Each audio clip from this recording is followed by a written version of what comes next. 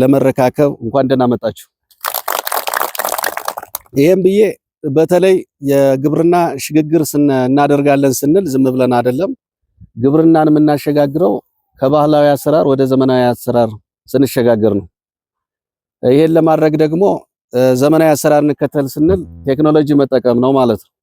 ቴክኖሎጂ ማለት ደግሞ ይሄ አንዱ ኮምባይነር ነው ማለት ነው። ስለዚህ የምግብ ሉዓላዊነታችንን ለማረጋገጥ የመጀመሪያው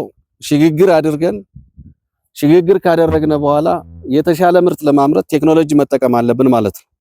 ስለዚህ ይሄን ስናደርግ በተለይ ይሄ የምታዩት የቀረበልን ኮምባይነር ብዙ ፋይዳ ነው ያለው ማለት ነው። ብዙ ፋይዳ ነው ያለው። ለምሳሌ አንደኛውን ፋይዳ ብናነሳ ጉልበትን ይቀንሳል ማለት ነው።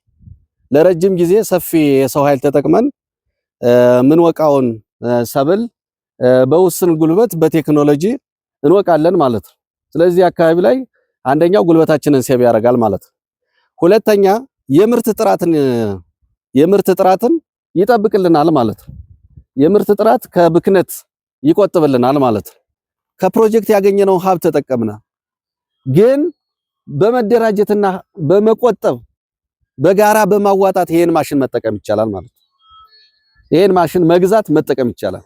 ስለዚህ እዚህ አካባቢ ላይ በደንብ አስፍተን እንድንሰራ እያልኩ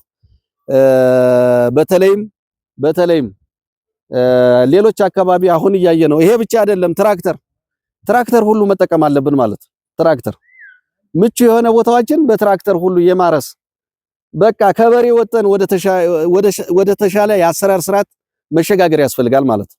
ለዚህ ደግሞ የግብርና ቤተሰቡ ከአርሶ አደሩ ጋር መቀራረብ ያስፈልጋል ማለት ነው።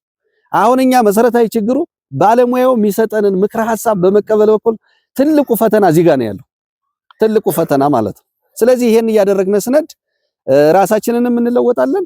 ራሳችንን ከለወጥነ በኋላ አጠቃላይ ከቤት አልፎ ለገበያ እናመርታለን ማለት ነው። ለገበያ እናመርታለን። እንዲህ ብለን ነው አቅደን መነሳት ያለብን። ይሄን አድርገን መስራት አለብን።